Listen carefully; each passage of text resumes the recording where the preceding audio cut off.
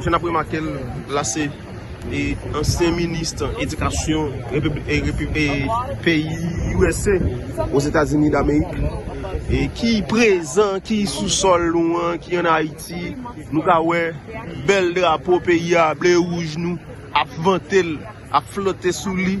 Eh bien, c'est avec fierté que nous venons là, nous venons observer et nous venons regarder le canal. Nous sommes dans le canal Malfetti, là, nous sommes dans le canal Wanament Lan observer. Mais c'est grâce avec l'ambassadrice nous, qui c'est Manman Lavi, Dr. Bertrand d'Albert, et qui permet que nous recevoir la quantité de visites dans le pays d'Haïti. Parce que sur l'autre lumière, je le dis là, et je le dis 2025, il est déterminé, 2025, il y a l'autre vision, 2025, il y a l'autre rêve pour le pays.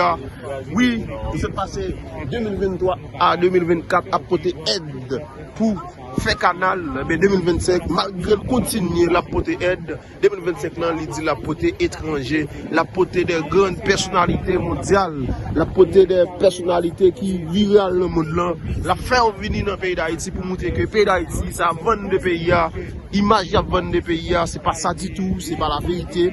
Donc, tout côté il y a des problèmes, tout l'autre pays il y a des situations difficiles, tout l'autre pays il y a des insécurités, mais il n'y a pas vulgarisé. Mais nous autres en Haïti, c'est ça que pas seulement et que nous vulgariser dans le pays ça.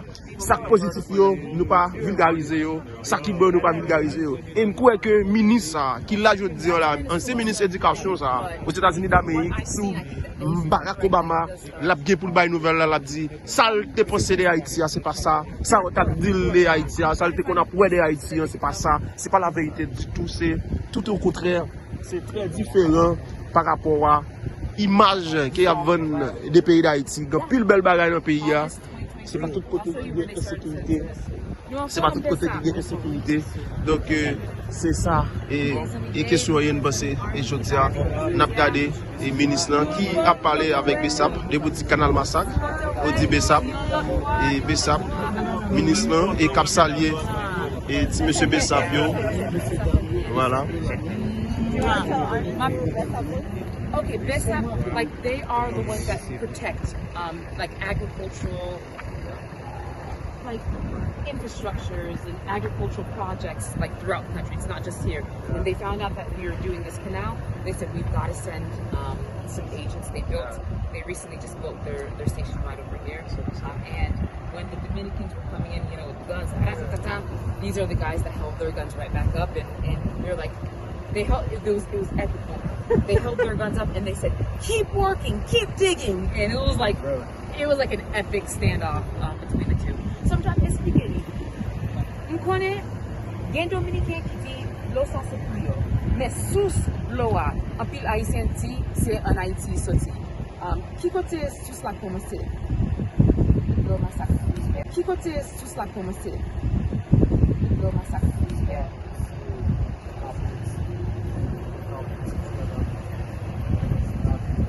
Capote.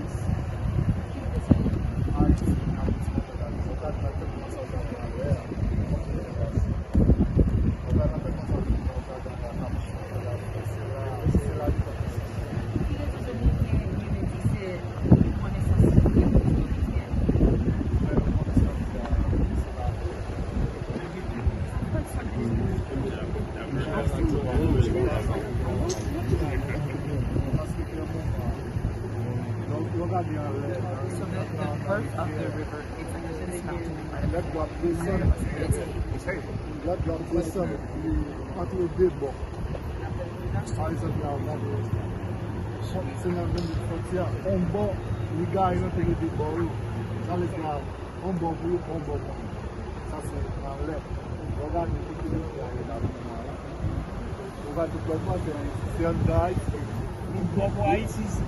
Les bagues en yon power, les bagues en yon power, c'est pas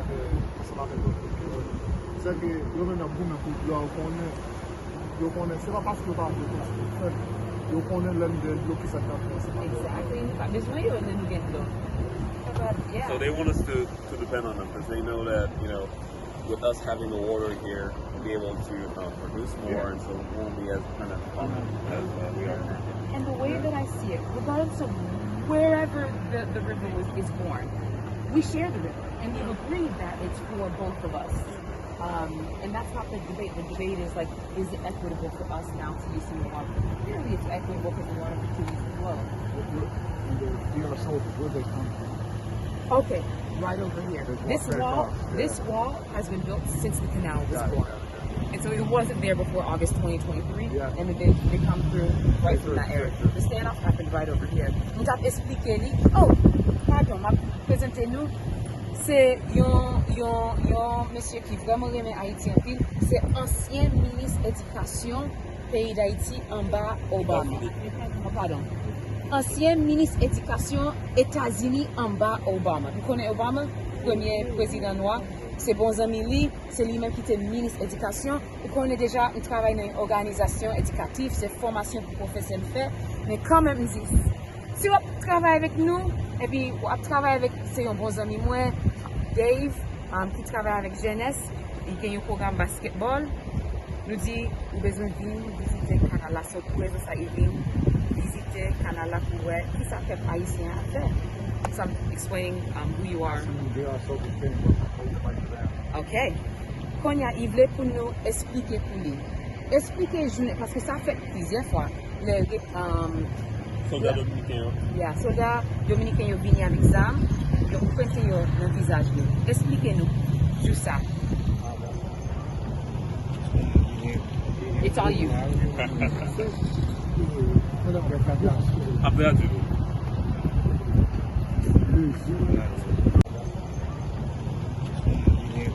It's all you. Après, à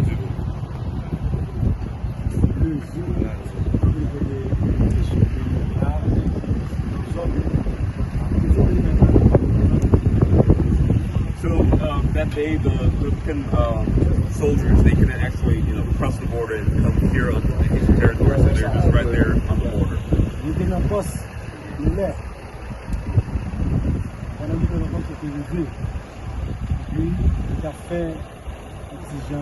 a fait tout ça qui est capable de montrer, non, nous c'est haïtien, nous c'est haïtien, tout haïtien, tout doit travailler. So that day we were on post and we saw that they were trying to potentially come here on the Haitian side to stop what we're trying to do, what the people were trying to do. And we stood firm, we said we're Haitians and we have to protect our people as they're trying to do this. Yes. Yes.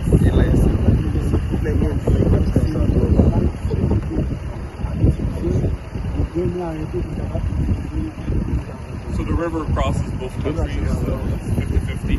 So if they're using it for their own needs, we have the right as well to use it for our own needs.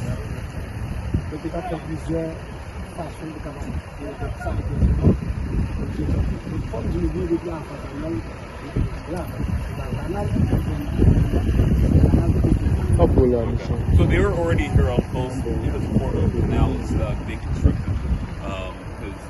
Porque eles não querem ter lá e vai tomar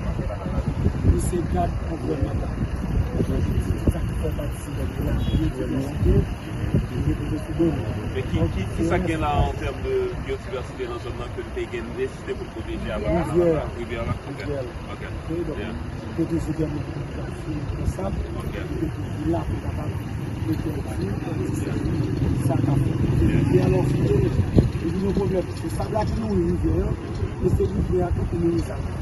Le nord sous les sables ça a différents impacts total captage regardez le chef et puis on va jouer tout problème elle a voulu exagérer. Yeah.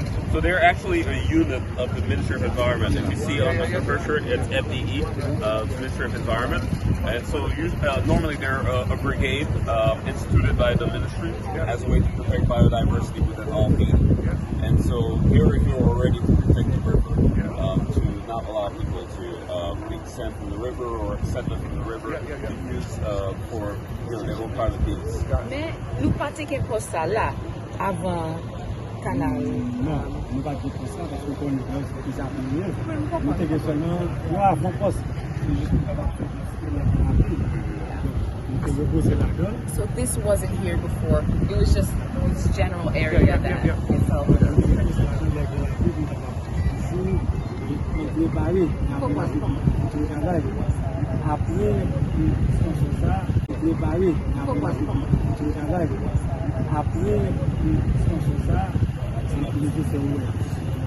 Sa présence locale dans le pays, le budget est capable de devenir économiquement dans notre Et puis, nous sommes un jour. Ça te fait plusieurs fois. Mais un jour, tu es là, pendant que nous avons travaillé, vous venez avec hélicoptère, vous entrez dans l'espace haïtien, et puis vous venez descendre avec hélicoptère, et puis vous paquet en poussière. Est-ce que nous étions là? Oui, nous étions là, mais nous étions là. Ok. Mais ça va intimider nous parce que nous pas peur. So I was explaining. So they were in a helicopter once. The Dominican. Well, it happened multiple times. But I remember one time I was there. I was a little bit scared, but they weren't scared. They come down. They kept on coming down. I was a little bit nervous. And then they would make like the dust come up. But then she was like, they were in their helicopter pointing their guns, and it was an intimidation tactic. I mean, and at the same time, what I love is it's this image that will never leave my mind. They're there holding their guns and walking. Keep digging, they're yelling back at them. Keep going, keep going. It was like, it was intense. These ones. Merci, bon travail. Do you have any questions for them? No, thank you so much. Merci. Question pour nous, dernière question avant de montrer le canal là. Qui ça représente pour nous-mêmes? Pour qui raison? Parce que pas de monde là, côté yo paye nous bien, pas de monde là, côté yo bon nous ressources nous besoin pour nous faire travail là. Pour qui raison nous toujours là? Je dis, I said, you guys are out here, I mean, basically volunteering because they don't. I could say that they're essentially volunteers, even though they technically work for the government. They're not well supported, but every single day, all of them, they're still here. I said, why are you here? Qui raison nous toujours là? Nous-mêmes, c'est haïtiens conséquents. They're real Haitians. Nous avons déjà levé la main, nous avons dit, nous avons baillé tête nous, nous servir le pays, nous avons toute intégralité. And so we decided to volunteer ourselves to serve our country. Plus que nous baillons tête nous, quitte niveau qui va bon, nous avons caché sur le même terrain, parce que c'est lui qui est nous. Là, on dit, c'est un serment, nous devons faire des choses. So we took an oath to protect our country and our fellow countrymen. So even when the conditions aren't ideal, we have a duty to keep doing the work. So nous là pour copier, pour faire ça qui est bon. Nous pas là pour faire ça. We're here to do good. That's what we're going to do. To do that. Donc, qui tue de temps que nous avons là dans l'espace, nous sommes là? Non, nous faisons ça dans la relève, c'est ma connaissance. Okay. Pour l'institution, il y a pour nous-mêmes qui la connaissons. Are you talking about individually for them or as a unit? As a unit, yeah. Non, communauté, comme équipe, et pour qui tu es de temps que... Ah oui, nous avons équipe là quand Tout le temps? Yeah, forever. And that's why they recently built this, because like they want to be stationed right here where the How do they feel about the position? And that's why they recently built this, because like they want to be stationed right here where the How do they feel about the VR? Qui opinion de la République dominicaine de ce domaine? Non, nous n'avons aucune opinion parce qu'on a appris ce pays. On a appris ce pays, c'est ça. Nous gardons la fierté, nous gardons le pays. Yeah. I have no opinion whatsoever, really. Just like, you know, they're doing their own thing for their country, and these guys are here doing their own thing for their country. Yeah. Celle bagaille nous demander pas empêcher nous avancer. C'est celle ça nous demander yo. Quittez nous, construire pays nous. Avancer. Yeah, I said just don't. Mon opinion, c'est juste que Dominique qui a construit des produits là pour nous, qui pas bon. But I was just saying before, yeah. Qui t'explique yo moment? Qui t'explique? My biggest issue is the fact that Dominicans are selling us a bunch of products that aren't good for us. And so we need the water so we can, you know, produce. Yeah. They sell us rice, they sell us beans, you know, even cucumber, everything, you know.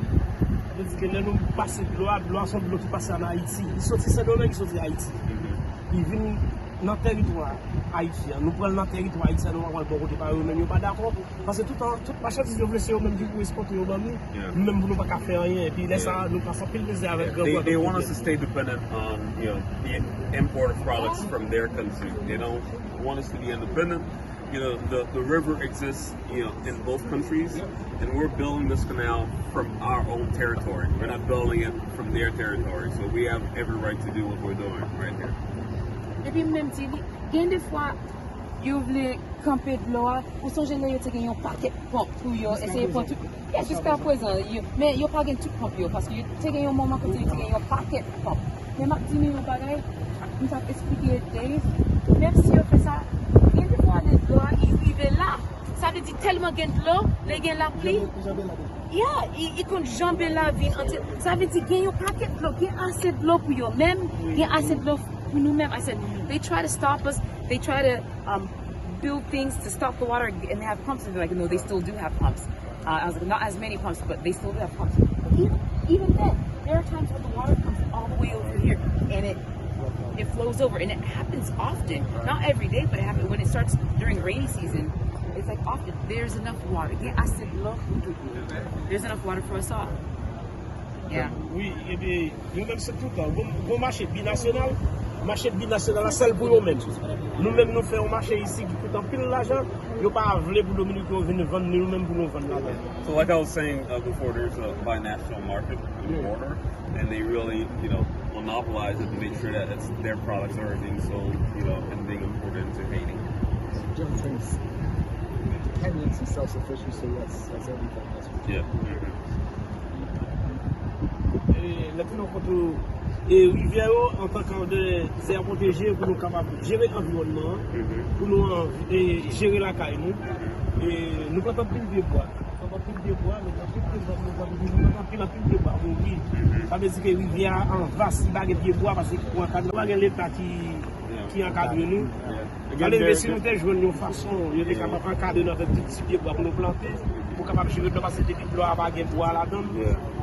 Yeah, again, they're a unit of the Ministry of Environment, so the environmental component of their work is extremely important. And one of the things that they've been doing is planting trees, because it's extremely important to have trees to protect the border here. If water's overflowing, so that's one thing that they need support with to be able to have the means to plant more trees all along the border here.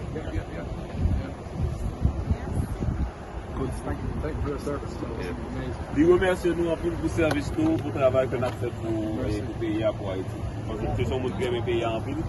Chaque année, nous venons visiter Haïti. Et très souvent, c'est des Port-au-Prince, mais bon, non, ça fait une bénédiction pour nous parce que le fait que le bagage à Port-au-Prince, qu'on a profité de venir ici à nous. Il fait, vous ne pouvez pas faire le canal là, le canal là va pas réaliser. Nous mettons un paquet de chiffres avec avion en l'air, avant nous positionner des armes. Nous résilient, nous à la soie, mais nous avons pour pays. Nous ne pouvons pas travailler, nous ne pouvons pas venir. So what Bruce has been saying, like, all the time, the Dominican Republic is sending, helicopters and soldiers who are pointing guns at them. They're saying, they're ready to die for their country. If they have to. Yeah, they got courage. Yeah. I'm ready to die too, but I get a little scared. I get a little scared. I didn't think you got scared. I get a little scared, but I don't show it. Tell us how you do, mate. Yeah. Donc, je disais comme ça que nous bâtissons un pays, une nation, c'est avec le monde qui est courage sans pour nous. Donc, encore les féliciter notre courage.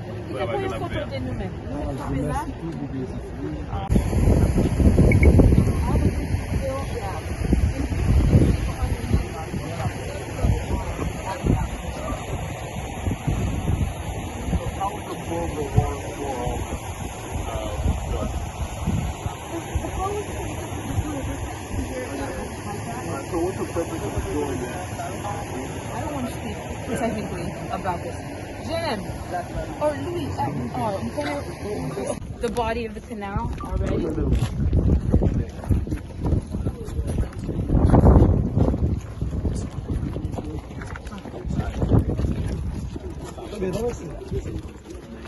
So then here's the water, and it's pretty tall, like, so even the water that's here, it's pretty tall up there. So this is where they start to go in our own. It just keeps going. And when they open it, like, yeah, so if it goes like starts going like too high, so that's when they close it. Okay, all right, perfect. And all of this is built, all of this is built. All of this was written. The first place they took the shovels and started digging was right here where we found this key. Because they knew that it would be this way because that's where the water is. They're like, oh, this is the path. And how far down does it Deep into the plain. Distance là, jusqu'à ce que... 2.6 kilometers, you said, going to the next river. C'est 3 km, il vient en plein nan. Mais même si vous avez 3 km, nous avons plusieurs canaux secondaires qui sortent. Oui, à partir de... Oui. That goes straight into the gardens of the Farmers. So, like, if you were to look at it, and I really want them to actually map it out, it looks like just like a whole bunch of spider legs, like come out. Yeah. And then those secondary, they go even miles out because the farmers will dig, and then this farmer will connect to this farmer, and it's just. Donc, faut que nous disions tout, actuellement, il y a un captage qui a construit dans plein nan. A dit nous ça, c'est à partir du captage là, on a besoin d'un canal secondaire pour alimenter les jardins paysans directement.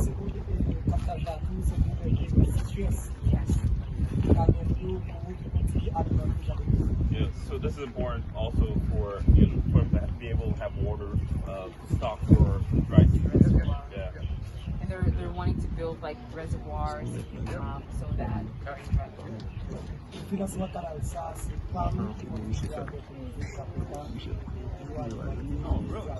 So it says like the World Food Program actually financially contributed to this. Not to this canal, to Okay. the second part, like Okay. the second part. Yeah, Okay. this Canal, was okay. this was us. Okay. This was us. Okay. Okay. Yeah. But after that.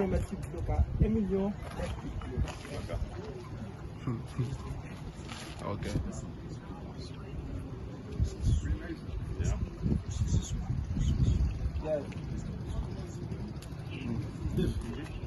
Je dis à devant la presse, à mes sentiments, comment je travaille ça, pour combattre ça, pour mettre les jeunes pour alimenter, nous aider jamais. Now that you visited the canal, so what's your view of this groundbreaking project that was undertaken to allow people to have access to water to farm? It's extraordinary. It's extraordinary, and it moves me. Son bail extraordinaire, il est vraiment et bah un pile émotion là carrément. Je dis à comme humain en même temps. Bah un pile émotion là carrément. Je dis à comme humain en même temps et comme étranger tout, nous avons une nationalité. Nous connaissons pas auparavant le gouvernement et tête collée avec la police traditionnelle, il était boycotté la police nationale là, il même qui met ça pour les peuple haïtien. As a human being, even though you're not Haitian, but you've come here and you see the importance of the work. In the past, you've had people within the government. They tried to boycott this project because of pressure from the DR, especially. And now that you've come here and you've seen what's being achieved, what message would you like to send out? This is Haiti at its best. This is Haitian ingenuity. This is Haitian hard work. This is Haitian sacrifice. And I said earlier, water is life. This is creating life for the people of Haiti. It's beyond inspiring to see. Yeah. Et projet ça lui-même représenter aspect qui bon la haïtien. Ça c'est ingénuité haïtienne, ça c'est innovation et peuple haïtien et solidarité peuple haïtien qui permettent que le projet ça lui-même les réaliser.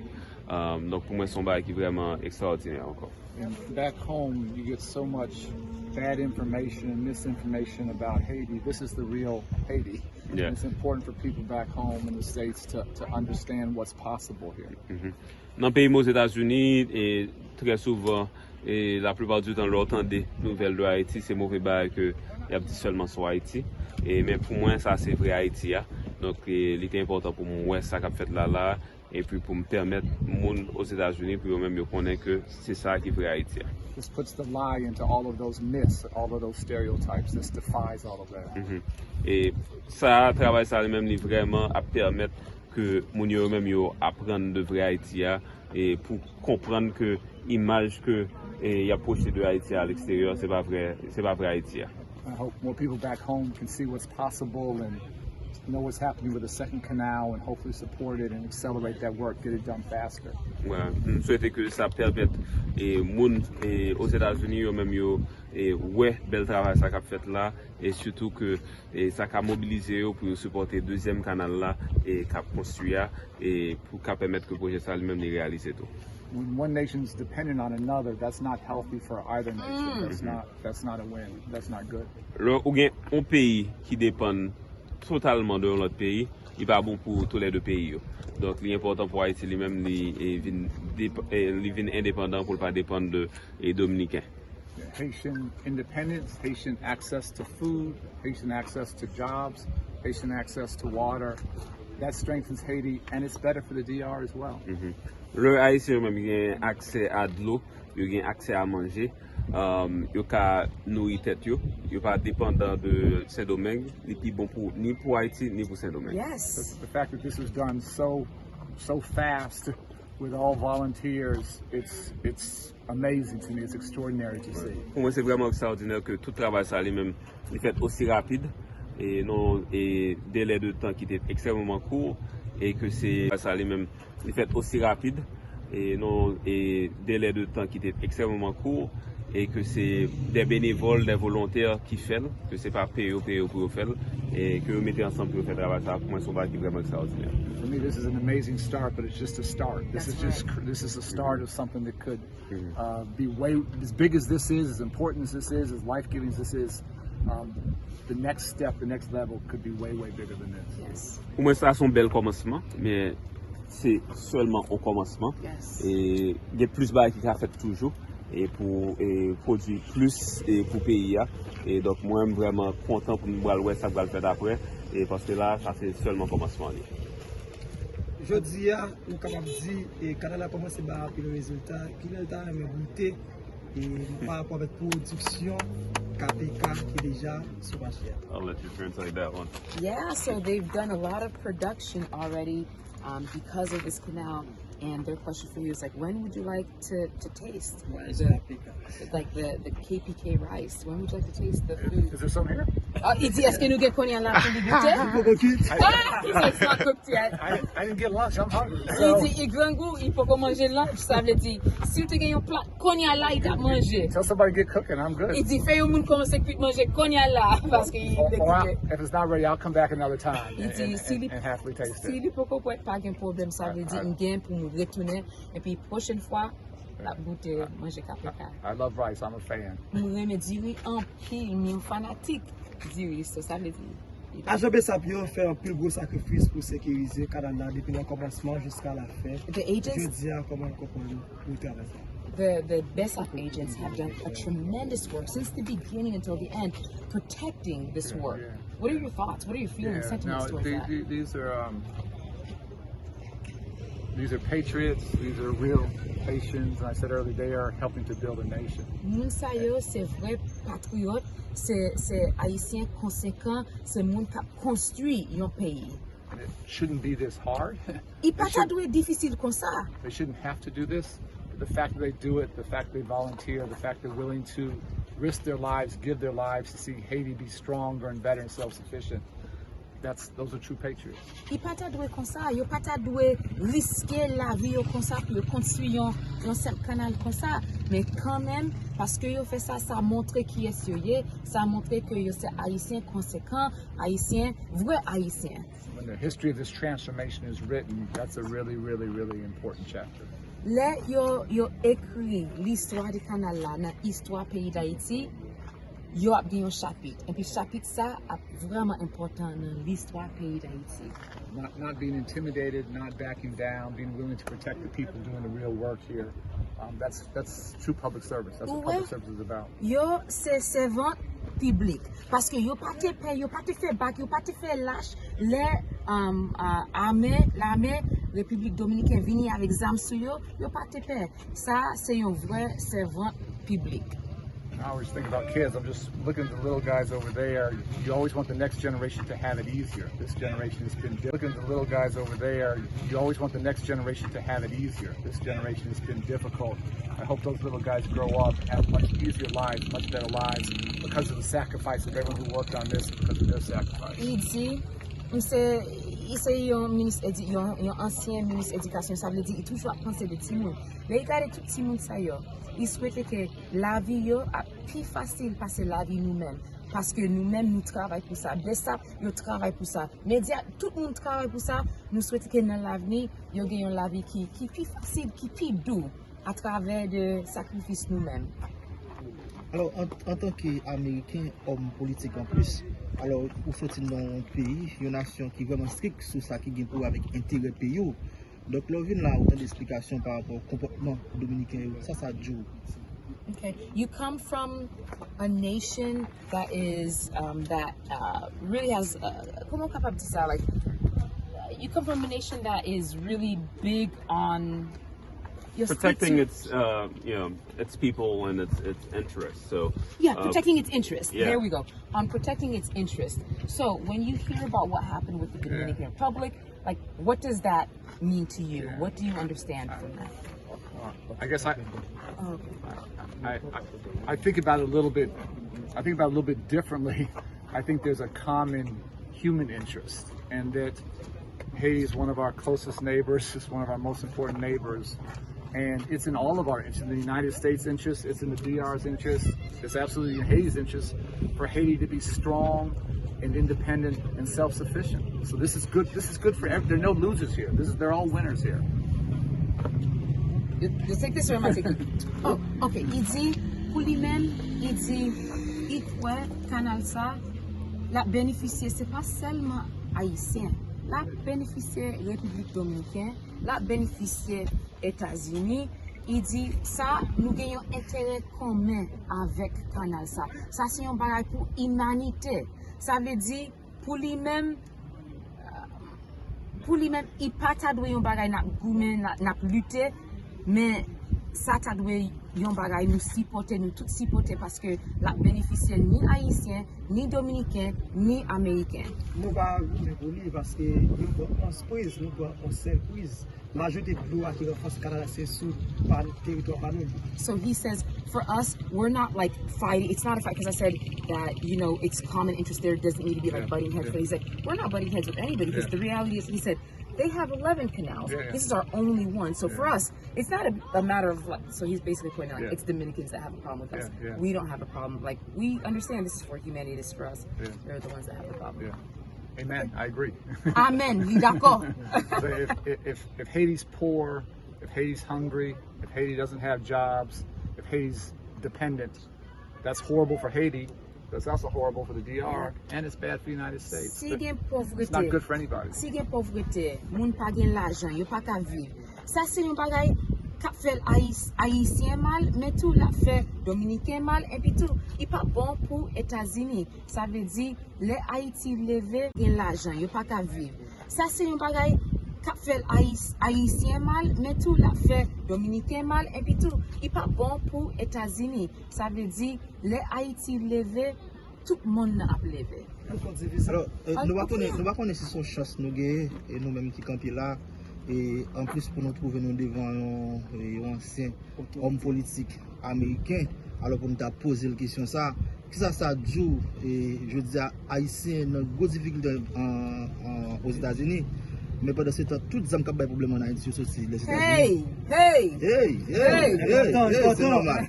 Ah ouais, surtout les États-Unis. It's a big deal. I'm standing here in front of like an older.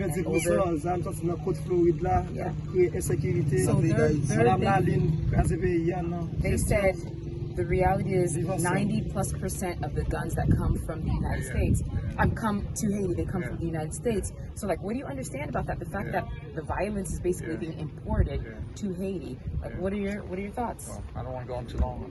I spent the last 8 years of my life working to reduce gun violence in my hometown of Chicago. Pendant 8 dernières années, on m'a gourmet pour me réduire et violence armée dans ville Pam et c'est Chicago. It's the hardest work I've ever done. It's the most heartbreaking work I've ever done, but it's also the most inspiring and maybe the most meaningful. C'est travail qui est plus difficile que j'aime faire. C'est travail qui est plus et qui est brisé et que j'aime faire à cause de toute douleur que toute victime souffre et de actes de violence dans la ville de Chicago, mais en même temps tout ce travail qui inspire plus, qui donne plus courage. I first came here about 12 years ago to Haiti. Et ça fait environ 12 années depuis que je suis venu en Haïti pour la première fois en 2013.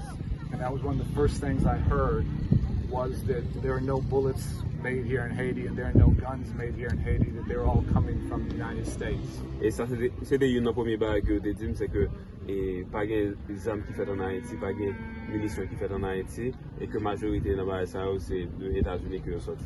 I've also visited Barbados and met with the Prime Minister, and it was the same story. It was identical. Donc, je suis visité Barbados, je me suis rencontré ensemble avec le Premier ministre et c'était la même histoire que je l'avais raconté.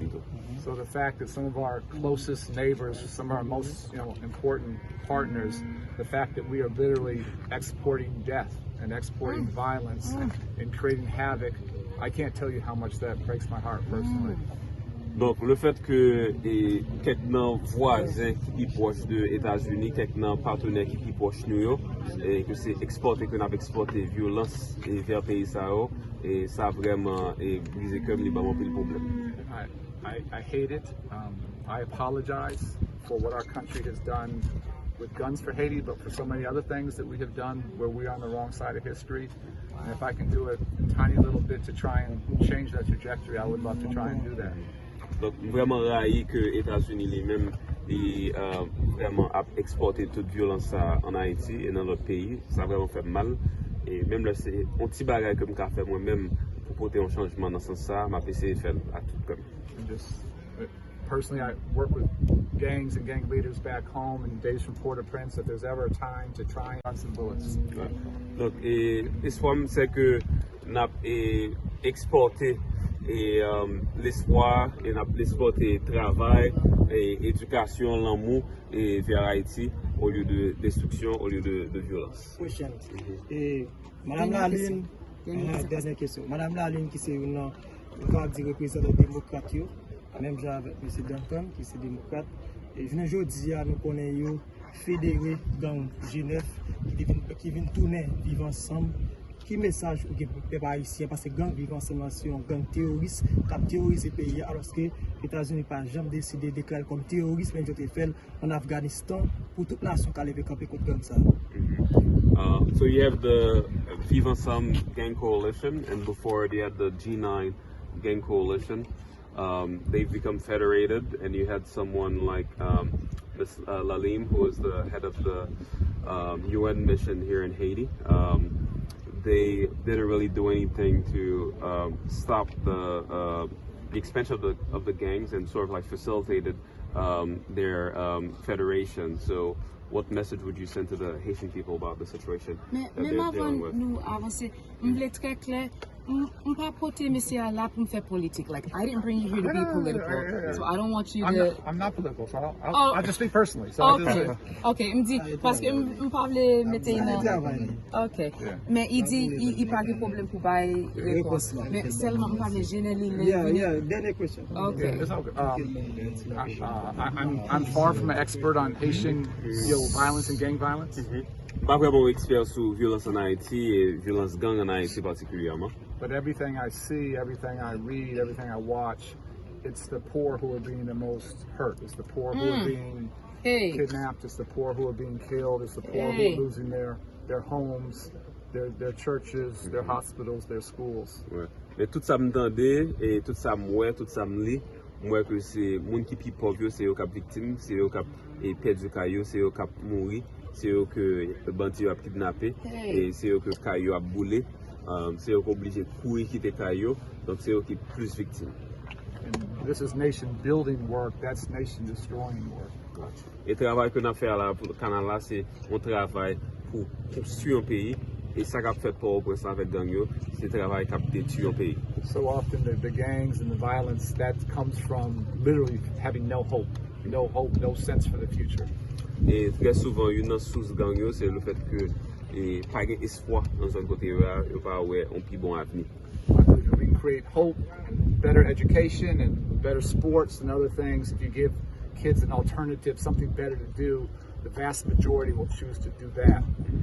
Et je pense que si nous offrons aux jeunes éducation, nous offrons au sport, et il y a un espoir à travers ça, et nous avons construit un plus bon pays. Donc c'est ça pour nous faire. So, you know, the gang life is often the choice because it's the only choice. There's no other option. Ouais. Bien souvent, là, un jeune décide d'entrer dans un gang, c'est parce que c'est la seule option ça que vous présentez. Et pas une plus bonne option. Donc là, la responsabilité nous, c'est pour nous créer l'autre option, l'autre opportunité pour les jeunes pour ne pas